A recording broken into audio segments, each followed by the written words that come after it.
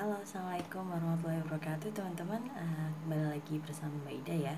Maaf sebelumnya karena sangat terlambat.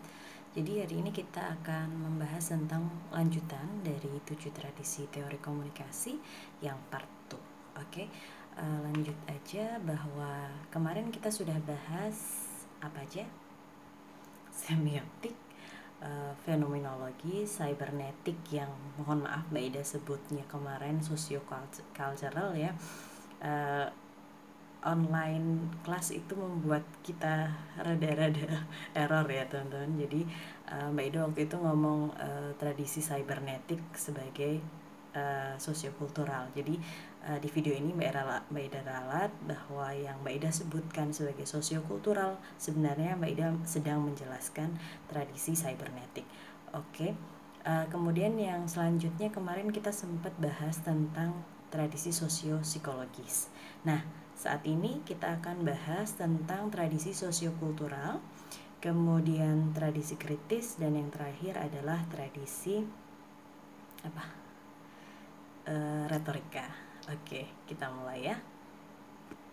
Oke, untuk tradisi sosiokultural ini seperti yang kalian baca di PPT ya, bahwa tradisi ini lebih fokus pada bagaimana interaksi manusia itu jadi fokus dari perhatian tradisi ini, bahwa komunikasi atau tradisi ini melihat bahwa pemaknaan itu berasal dari interaksi manusia, interaksi yang dibuat oleh manusia, sehingga bagaimana identitas-identitas itu membangun interaksi dengan sosial budayanya itu akan mempengaruhi bagaimana mereka memaknai sesuatu.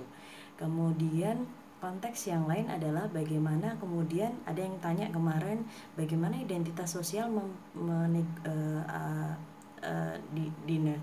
dinegosiasikan dari satu situasi ke situasi yang lain. Nah, konteksnya misalnya seperti ini. Contohnya kalau kita punya suatu pemaknaan tentang Mbak Ida akan bagaimana kita memakai jilbab sebagai seorang perempuan atau muslimah gitu ya. Dalam konteks kebiasaan sehari-hari atau apa yang kita yakini, misalnya sebagian orang menganggap bahwa aku hanya akan memakai jilbab saat di UII aja kuliah kayak gitu, tapi kemudian ketika keluar ya it doesn't matter ketika aku tidak memakai, mohon maaf ya ini contoh saja.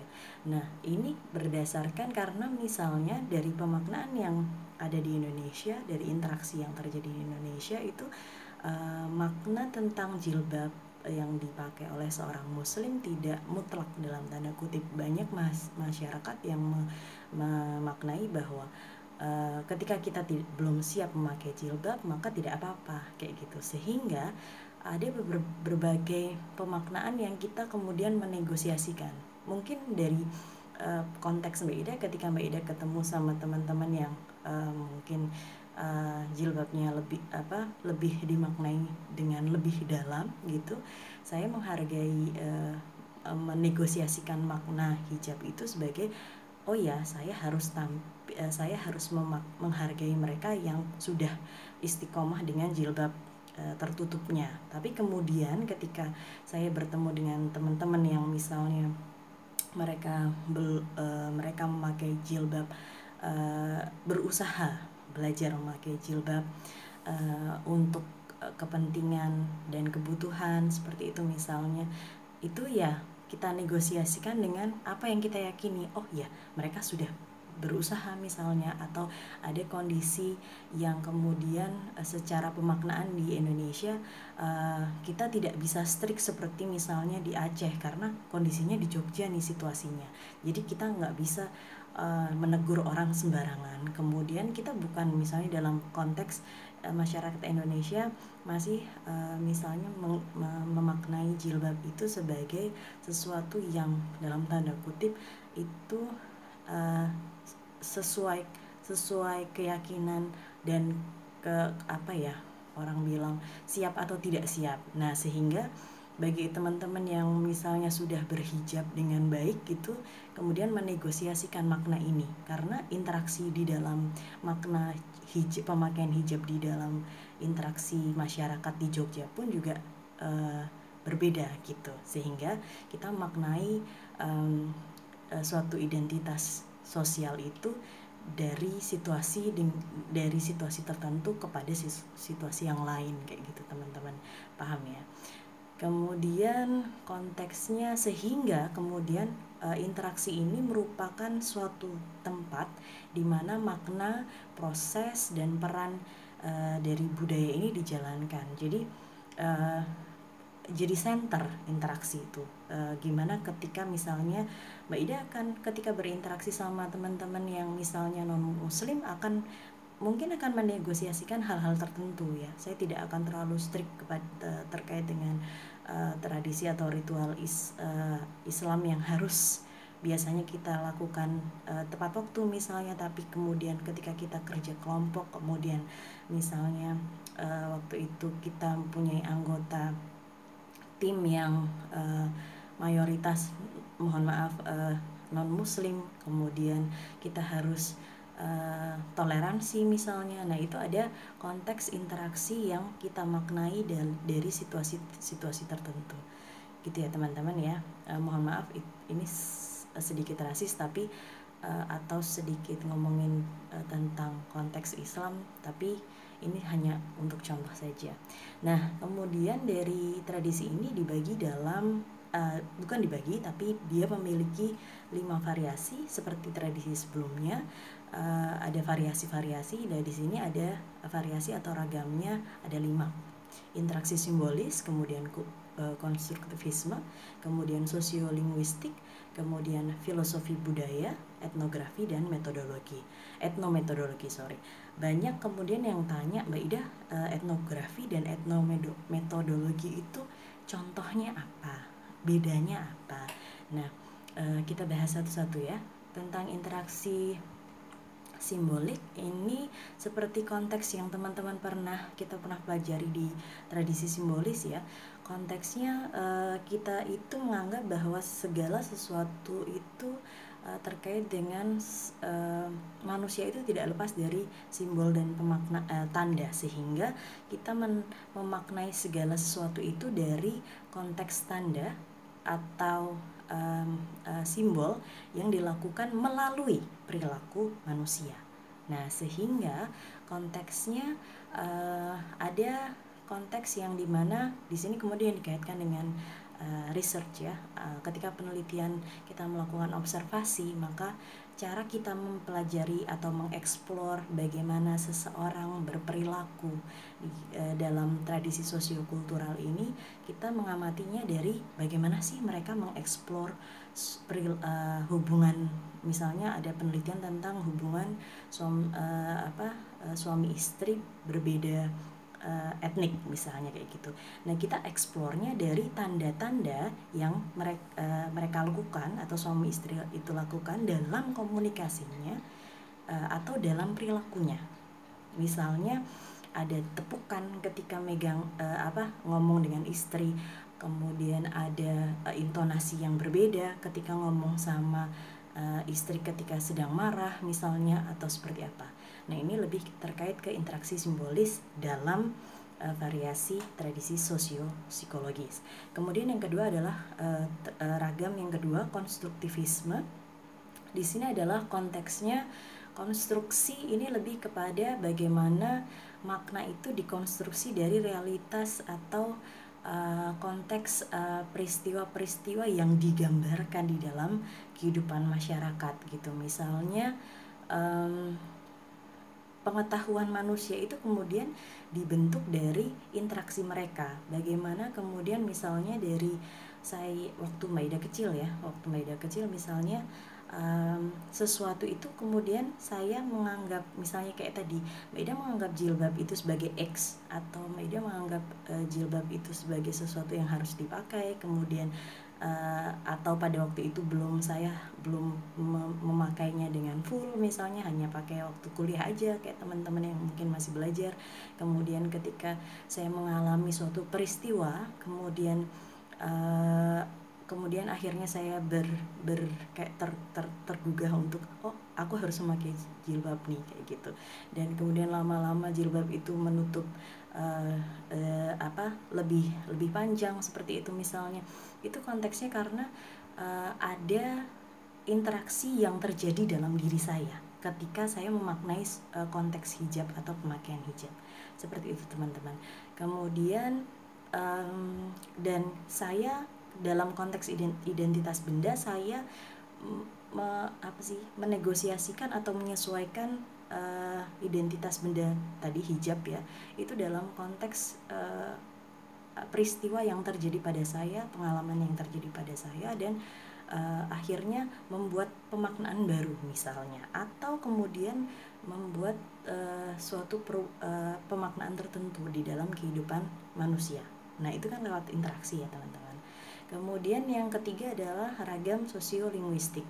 Nah ada beberapa yang bertanya, Mbak Ida, bedanya sama yang fenomenologis yang hermeneutik itu apa kayak gitu.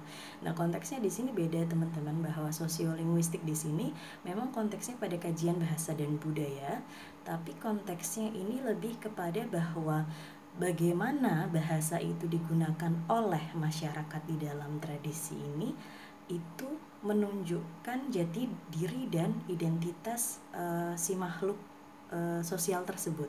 Misalnya ada kelompok manusia yang dalam tanda kutip mereka terdidik secara baik ya, misalnya dia berada atau berasal dari sosial ekonomi yang cukup baik misalnya, kemudian dia mengalami pendidikan yang wah misalnya dari sekolah-sekolah favorit dan terbaik misalnya, dan akhirnya dia menggunakan bahasa tuturnya dalam perilaku kehidupan sehari-harinya itu dengan baik. Nah konteks ini bahasa kemudian dalam ragam ini menunjukkan bahwa si seseorang ini berada dalam identitas masyarakat tertentu, di mana dia terpelajar misalnya, atau dia misalnya menengah ke bawah nun sewu, atau seperti apa. Nah seperti itu ya teman-teman ya. Kemudian yang selanjutnya adalah lebih dalam lagi. Kalau tadi sosiolinguistik, yang ini lebih ke filosofi budaya. Seperti kita tahu katanya adalah filosofi budaya, maka konteksnya lebih terkait filosofi, makna dari si bahasa tersebut.